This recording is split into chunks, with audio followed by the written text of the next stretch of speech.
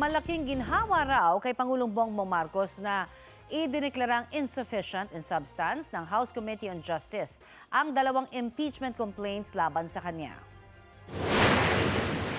I'm glad that the impeachment complaints against me have been are finished. Wala naman, there were no real grounds for the impeachment. It was a political move. Mr. President, As usual. Kanina po, Ayon sa Pangulo, nakakaistorbo lamang ito sa kanyang trabaho.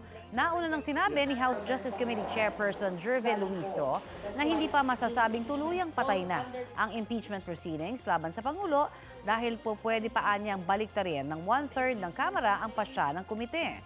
Tumanggi namang magkomento ang Pangulo tungkol sa dalawang bagong impeachment complaints laban kay Vice President Sara Duterte. I have no reaction. Hindi ko trabaho yan. Trabaho ng House. Pabayaan mo sila magtrabaho. I'm sure they will handle it properly.